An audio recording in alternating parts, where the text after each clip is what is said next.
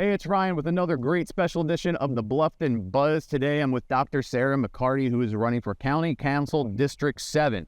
Yes. I got it right. You got it right. Thank you for joining us, Doctor. My pleasure. Doctor? Or Sarah? No, just call me Sarah or whatever. I'll call you Doctor. I like that. All right, that's good. More official conversation for me. Then I'll sit up straighter. Okay. Yes, Doctor. Tell us a little bit about yourself. Let's start from the beginning. I did this, I kind of told you a little bit, but I did this last year because so many folks moved here, especially during the big COVID boom that we had. And they don't really know. They're learning the lay of the land. They're not learning the names yet. There's new names, there's old names, but they don't even know who these people are. So I just want an informed public so they make a good decision. Okay, so let's start from the top. Tell me about yourself. Okay, I was born in Vermont and educated in Vermont. Went to the University of Vermont for 8 years, got my medical degree from University of Vermont, UVM. Mm-hmm. Did my internal medicine residency at Marshall University School of Medicine in Huntington, West Virginia, and spent most of my career there in Huntington. Oh, wow. I worked at Marshall University as an academic physician. As an academic physician, I had 3 major roles. One, I'm a primary care doctor, so I took care of patients. Some from the beginning during my residency, I still took care of when I retired. I taught medical students clinical skills, and I eventually became Associate Dean of Academic Affairs. And in that role, I monitored students' professional development and academic progress towards graduation. And that was in the medical field? All in the medical field, yes. Okay. What got you into wanting to be a doctor and be in that field?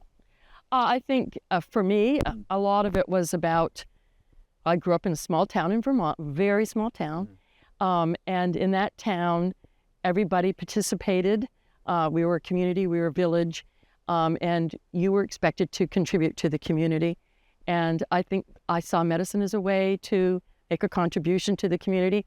Plus, it kind of combines 2 really good things. It combines art, people skills, and science. So it's a nice combination of the 2 things. So it kind of interested me because I could deal with people and yet also have some science in my life. Well, that's cool. I just like to get a little more background on the whys of people sometimes.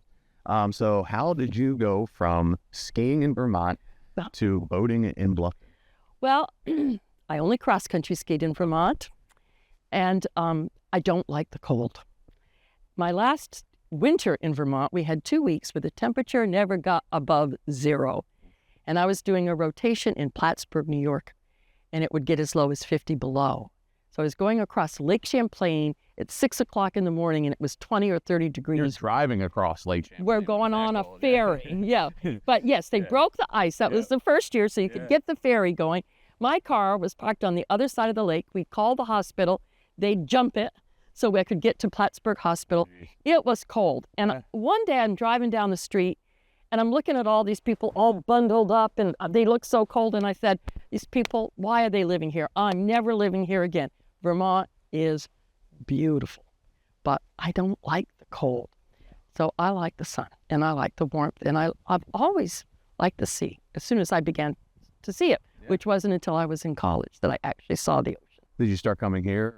Yes. So after medical school, we had about 2 or 3 weeks after we moved from Vermont to West Virginia. We had about a week, actually, where we had nothing to do, and we decided before starting internship, might be a good idea to take a few days off. So I had done a rotation in Charleston during medical school, and I loved Charleston. And I'd heard of Hilton Head, sounded nice, so we came here. So that was in '79. That was our first trip to actually Beaufort County.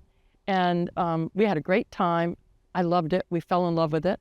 And after that, we started vacationing here on a very regular basis. So since '79, we've been coming here maybe almost annually for a long time. Oh, wow. Okay. To the island? To the island, yes. Almost always to Hilton Head. Occasionally up into, not Fripp, but Hunting or that area. Okay. Yeah. So you moved here in 17, I think? I moved here permanently in 1917. I'm really old, and I look good for my age. Yeah, 1917. What was the first car? It was amazing. We were all so surprised. We missed the horses. Yeah, very well known. 2017. Yeah. So we purchased a home in 2010, and we used it part-time. as we were in transition towards retirement. And then in 2017, January 1st, actually, I was officially retired, and then we were here permanently. Okay, cool. So you came down. Are we like retired? I am retired. Very My husband was, he's not anymore. Okay. But I am totally retired. In fact, was pretty darn retired from 2017 till about April or March of this year. Because of what you're doing now? Because of what I'm doing now. Perfect transition into why did you decide to go from I'm finally free, I'm retired, I can just hang in Hilton Head like I've always wanted to I want to get into the easiest game in the world, politics. Yeah. Well, first of all, maybe I didn't understand that politics isn't the easiest game in the world. Yep. But I think I had retired. I had planned when I retired to, find another project. Yeah. I think I was just beginning to adjust to retirement.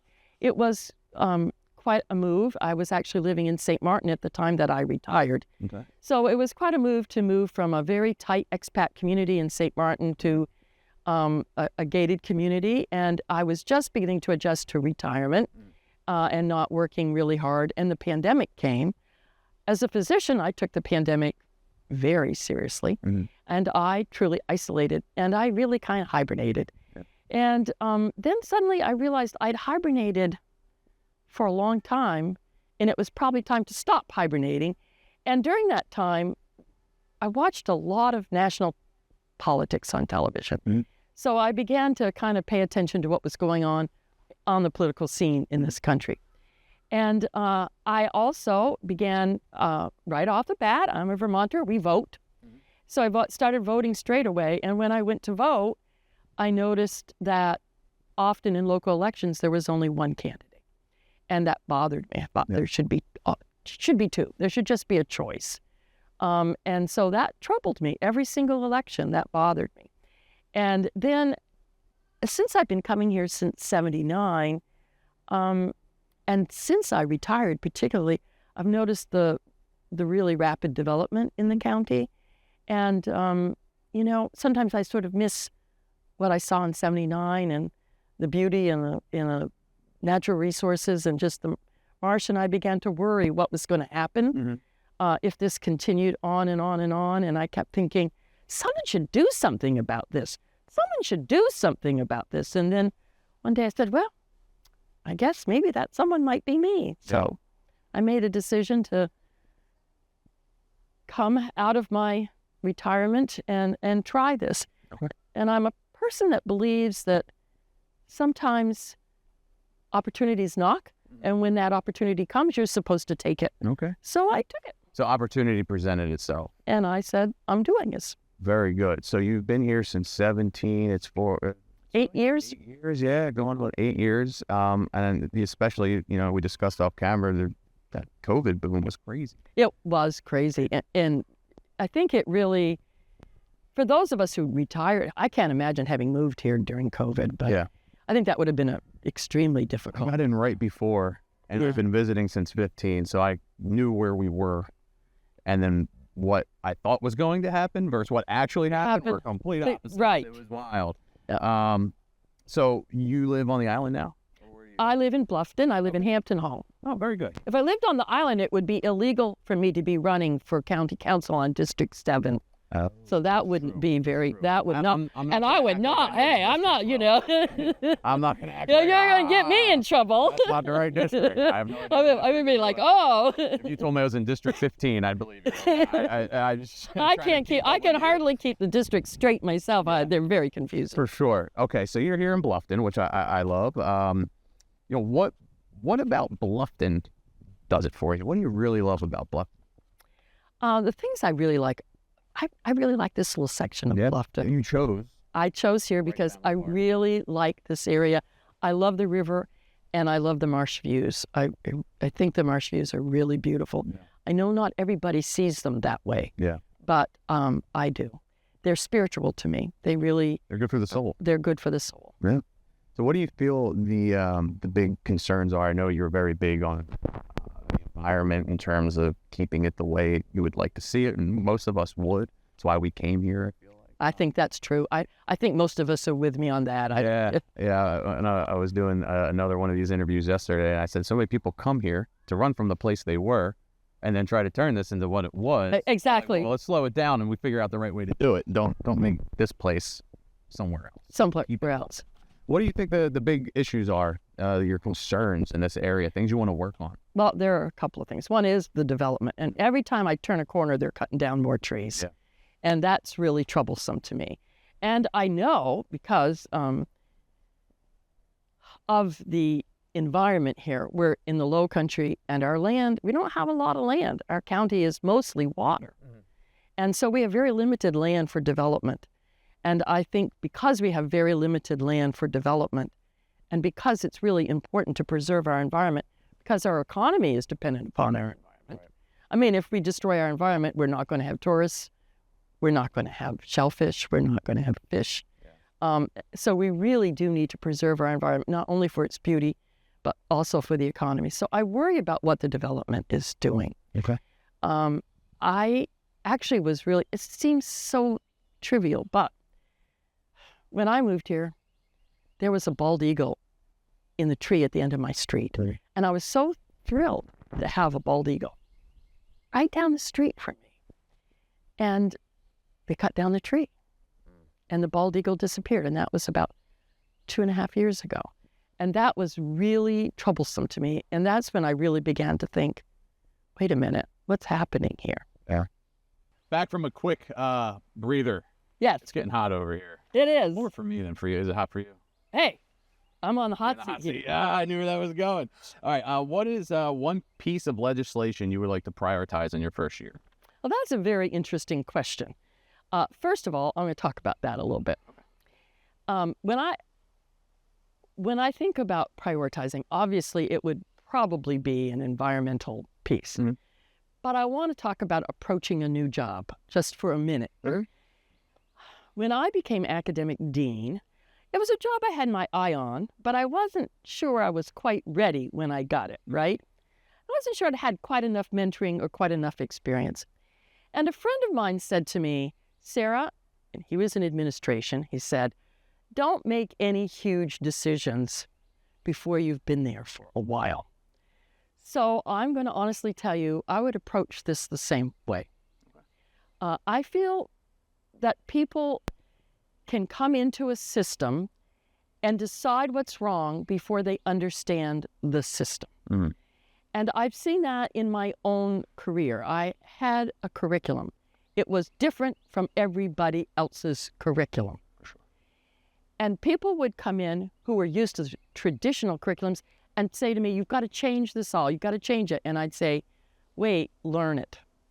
So the first thing I'm going to do is spend a lot of time learning how this council works.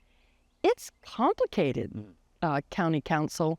I mean, I think a lot of the issues are about interacting because you have to interact with the state, with local, town, communities, and also federally at times. Mm-hmm. So I think it's very complicated. So what specific piece of legislation or ordinance I would introduce, I am not sure, but I think it would probably be related to environment, green space, that type of thing. Okay. But I want to learn the system. I think that's smart just because you're not a politician by trade. I am not. So you're coming into something kind of not knowing what it is. Exactly. And I need to understand it better. Yeah. And I freely admit, this is new to me. Yeah. And I've not been following county politics as closely as I might have been during the pandemic. Right. And it is interesting how you really have to coordinate with an awful lot of other organizations. Yeah. When you were a dean, correct? I was associate dean of academic. You had to deal with that a lot. Yes. So I'm used to collaborating. It's not like, oh my gosh, I got to talk to other people. No, in academics, you've got to talk to other people. And you also have a lot of accrediting bodies and others telling you a little bit about how you're supposed to do things. Right. So you know how to dance the dance in another world, and you feel like... I think I can adjust to this world, yes. Good. But I think it will take... I think it will take me a little bit of time to learn, and I think that's the smart way to approach it. Yeah. You come in like a wrecking ball. You can't put things back together. Yes, sometimes. you can't. You cannot. And you know what? If you alienate people early on because you think you know and you don't know, then you've got a lot of making up to do. That's true. That's true. I like the safe. I don't even want to say it's safe, but it's a smart approach. I think it's a smart, measured approach. No, yes. That doesn't mean if something comes up that I think that's I'll speak your mind. Yes. You will apply the gas pedal where it needs to be applied. If something really doesn't make sense to me and I really think it's wrong, it will be spoken early on. I'm not saying I'm going to be quiet for 6 months. I'm saying I'm going to learn the system, but I am not afraid. Okay.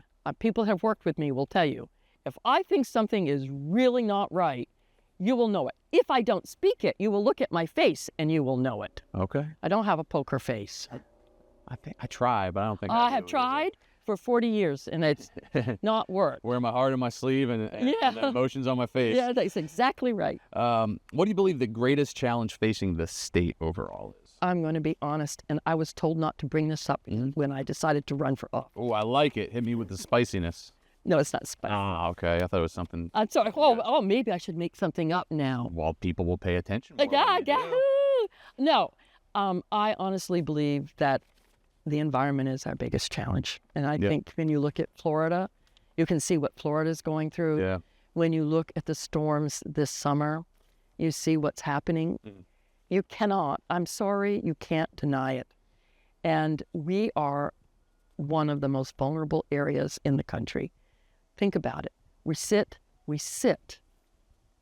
at sea level, almost essentially the entire county, just a little above it. Yeah. And we're surrounded by water, and that level is rising.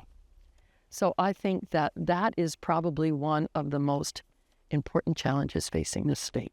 Let's say Dr. Sarah was in charge of that. Let's play a game. How would you approach it? Well, okay, if Dr. Sarah was in charge of it, she'd bring in a lot of environmental and conservation. Yeah. Thank you. Maybe conservative. You can bring in conservatives too. Everybody likes the land. Conservatives can come in too. And we would have a discussion about, renewable energy sources, decreasing carbon emissions. Yeah. I know the state and the county and the towns are working on beach restoration, reef restoration, decreased erosion, all those issues. But I think we'd have a big powwow. We'd have everybody together and we'd talk about it and push what we needed to do and that is something I think I feel strongly enough about that I'm willing for the pushback on that. Okay. Okay. I like that. I believe no matter your political views, you got one earth to live on. You have one earth, and you know what? We need to leave it. Yeah. We need to leave it for our children and our grandchildren. Yeah. I don't disagree. And I think a great question now will tie into, we all have needs, and those needs are usually met by money. Yes. Right? So let's talk some economic stuff real quick. So, and I'm just coming personally, I agree with a lot of what you said. We need to take care of this, right? We're tired of seeing trees cut down. I moved to Bluffton for a reason. Now they had economic plans that I learned in the last round of interviews last year that the economic is not the right word. I think it's just planning, town planning, I guess is the right way to say it. Yes. That it included economic features such as building and commercial building. Yes. That are already set in place. And a lot of people, I learned that a lot last year. And I've learned a lot about that. I don't know a lot maybe, but I've learned and am learning about that as I do my research for this job, which is, my research is not done. I'm still researching, and I'll research. Fine. And after I'm elected, I'll research a lot more before I take office. Yeah. Because that's how I'm trained. But I forgot, there was no question I took We didn't get to the question. No, which is fine. And I appreciate the honest approach. But it was more just, I was kind of leading in the direction of, we have plans for certain kinds of construction. They're already set 20 plus years ago. That bothers me a little bit. So it did for me in the beginning. Then I was like, well, it's not like it's happening now because everybody just came here through this big COVID boom. It was like actually really like an idealized plan, and people were getting after it. And now with the need more than ever, this is happening as we see it. I do think we need something I learned doing the town council election interviews last year was we have a lot of traffic issues. Oh, car we do. accidents, because 80% of the resources are on one side of the town while 80% live on the other. So it's the old 80-20 rule. That is a So we problem. do need some better services where the other 80 are. Yes, we do. So we do need to build more. How do you think we should go with a balanced approach? How would you balance that approach? Well, I think there are a couple things to do. Some are some mixed use developments. I love those. Yeah, so I think that does deal with some of those issues. I think that the balanced approach, well, first of all, I think before you approve a development, you really need to think about the traffic prior to approving the development, not after approving the development. So I think you really do need to say, what is the plan? If we're going to do this, I know there's a traffic impact report. I know that. But I think you can't build and then say, then there'll be a traffic problem, then we'll have to fix the traffic. We'll figure it out later. So I think being proactive. So with all of these plans that are already made, it might be a time to look at them and say, all right, are these logical and are these going to work? Or do we need to change some of the plans? Got it, because plans can be changed. Because plans can be changed. Act like once it's there, it's got to stay there. Right, and I don't think that's crazy because if we lived our lives people might try to live their lives that way. It's a very hard way to live. But it's a hard way to live. You have to be flexible and you have to think, well, maybe that didn't, and plans that were good 10 years ago, not necessarily good now. And I think with development, we really need to look not 10 years down the road, but much further down the road. For sure. Now, speaking of roads, do the converse question. 5B. Yes, Bluffton Parkway. What's your thoughts on that? Well, I know Bluffton is, I know the county council has said no to the 5B in its current location on Bluffton Parkway where it is now. I know that is not going to be if the penny tax should pass, it is not acceptable to use the $30 million for that 5B. However, it is my understanding, and I don't think that's a good idea. I'm struggling a little bit with what that gains us. Now, I know that the risk-benefit to me, that's the thing. I'm not sure the risk-benefit, what does it gain? But I haven't seen the study that that I think is being done. I don't know if it's been released yet. They've done a study, and I think from what I know, and I don't know a lot, I'm very honest, they've shelved the idea of doing another one. So I believe there was one and done so far. Yeah. Could be wrong. Things could have changed. Because there was some conversation about, well, we won't do that 5B, but we'll do a different route. Yeah. I think the ultimate question is always what is the goal? And what is the goal? The goal, from what I've read, seems to be less accidents because left-hand turns create more accidents, which I've seen plenty of them at that intersection. And then I don't know after that. I think it's just better traffic flow. And how much will it I don't know. How much will it improve traffic flow? And even with the original 5B, I struggled to visualize how that would come off I was looking at it before. Buck Island Road. There's still some weird jogs. Yeah, I think there'll still be some weird kind of jogs. It's not like it will create a straight shot. I'm a home builder, not a road builder, so I couldn't tell you. Yeah. But no, I was just curious, would you be for 5B if it was a different route? It would depend upon what I can't answer that question. Fair enough. Because I don't know what route you're talking about. If you're talking, right? So I've seen a couple just loose suggestions. If you could show me a route that the report showed, that evidence showed that it would improve traffic flow, increase public safety, and allow for better evacuation in the sense of a hurricane. That was another one, yeah. If the benefits would outweigh the risks, yes, I would be in favor of 5B. It troubles me a little bit because the plans I've seen are right in front of my development, and so I am, as a citizen, a little worried about what's that going to mean for me on a daily basis. Yeah. So I would have to be convinced that it really will improve traffic flow and increase public safety. If the evidence, and not take a lot lots and lots of land, wetlands, run through the middle of communities, then yes, if the benefits outweigh the risks, support it. Okay. I might. You might. More of yeah or more of a no? I'm joking. No, I can't say No, I because know. I don't have the evidence. You've got to give me evidence. Okay, fair enough. We got some extra bonus questions that I told you about earlier. The state income tax one, I believe taxes help in a way. I also believe things are overtaxed and there's different ways to tax. What are your thoughts on the potential of being able to reduce the state income tax? Have you ever put any thought into anything like that? Well, since I'm not running for a state office, Right. other than as a private citizen. Yeah, hit me with your best. I know. As a private citizen, I would love not to pay any state income tax. Is that practical? How are we going to support the things we need to support? Yeah. We have a lot of poverty in South Carolina. Mm. We have a lot of needs. Our educational system is lagging behind. Yeah. If what would happen to education if we lower our state income tax? We've not done Medicare expansion in South Carolina. Right. Would that be a better thing to do than lower state income tax? So I worry about meeting the needs of the state if we lower income tax. But if we can do it, Yeah. well, yeah, or I'll just move to Florida or New Hampshire. Right? Right. Go back north? No, I'm not going back north. And one more bonus question here. Our area has a no detox or affordable inpatient treatment for substance abuse with the fentanyl epidemic at an all-time high.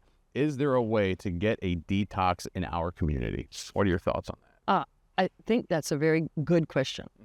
I believe we are not paying enough attention to mental health in general in this country, mental health care. I believe we are not paying enough attention to detox. Mm-hmm. I think it would be great to have a good inpatient detox center. Mm-hmm. I think people really need a good opportunity to detox in order to rehab and a good support system when they're out of that inpatient detox. Unfortunately, and maybe what we can do is take that savings we're going to save in our state income tax and just put it into a detox center. But I think a lot of those issues are around issues about how we fund healthcare and what is paid for through healthcare systems. Absolutely. So I think that requires really looking at what can we do with our current healthcare system in order to pay for that. Fair enough. So you feel like you could take some of that tax money Maybe. and turn it into a program. And turn it. I think that would be honestly, we need to invest in this country in a lot of mental health and I agree. detox.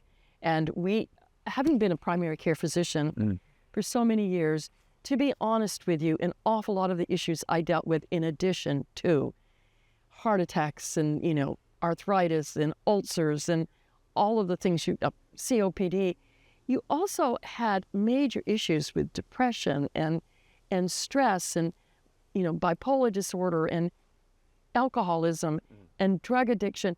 And getting help for people was hard. And as I progressed through my career, it actually got harder, not easier. We used to, where I practiced medicine, have an in-house program. And it went away, and it was all outpatient. And that's, sometimes people need to be out of their environment in order to change their patterns. Yeah.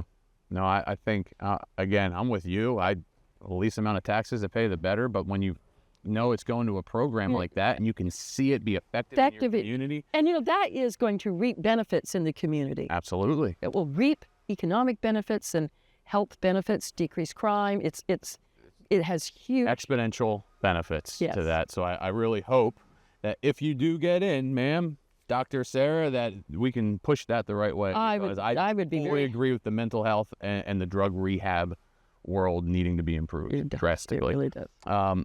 As I mentioned, I run a construction company, and in this heat today, which we weren't really expecting, I usually wear a hoodie, and it says "Built with Integrity." And this is a bonus question for you. Uh-oh. How do you feel you are built with integrity?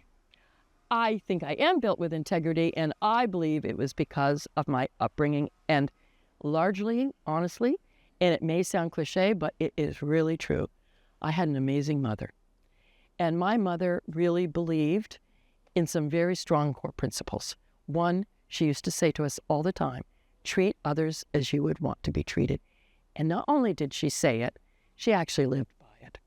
And she respected everyone, and she was kind to people, and she taught us to be honest, and she taught us to take responsibility for our actions.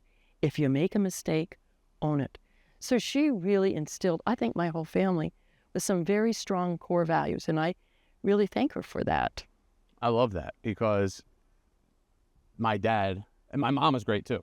This is not saying she did not instill any of those. But I'm sure she did. Working with my father and seeing what you go through in running a small business and growing this small business, watching how he navigated it in the beginning, Yeah. I was losing my mind. I didn't know how he did it. How do you know people talk to you like that? How are you going to eat that kind of money? And then I learned. I learned.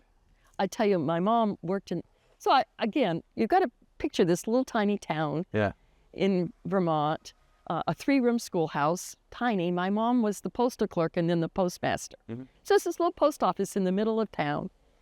And everybody came to the post office because most people didn't have rural delivery. It wasn't delivered to your home. So once a day, everybody came to the post office. My mom talked to everybody. And my mom knew everything about everybody, too. Yeah. She knew a lot about what was going on in that town. But she died suddenly. And when she died, you would not believe the outpouring of sorrow in that community. Wow. Because they'd lost such an important member of the community. So she really was truly an amazing person. That's great. I think that goes a long way, because built with integrity, I think you need tools to build. You do. And what your mother taught you, and now you're exemplifying, is a tool that can be passed on, and integrity is something that has to be learned and practiced. Yes, and my mom taught it and practiced it. Yeah. And to this day, when I'm thinking about doing something maybe I ought not to do, I always say, Sarah, what would your mother say? Yeah. She's with me today, every day. Dr. Sarah, do you have anything else you'd like to say to the folks before we wrap up here? I just want to thank you for this opportunity. Absolutely. And I want to thank everyone that supported me and helped me through this very first campaign. And if anyone chooses to vote for me, I want to thank them as well. And if you don't, I want to thank you for voting. Yeah, right? That's huge. Because I think that's very important. And I want to say that I am doing this because it's clear I'm not a politician. I'm not doing this as a political stepping stone. Yeah. I want to do this so I can make a contribution and serve the community. And I do hope we'll have a nice, safe, secure future for Beaufort County. That's awesome. I appreciate you taking the time to join us. Thank you again for joining us. A big shout out to the Greater Bluffton Chamber of Commerce for helping us out and organizing these interviews. Also, a big shout out to Lisa Solka. Yes, Lisa. We're sitting on the Lisa Solka bench here at Wright Family Park. So again, Dr. Sarah, thank you so much, and I hope to see you again soon. Thank you. Take care.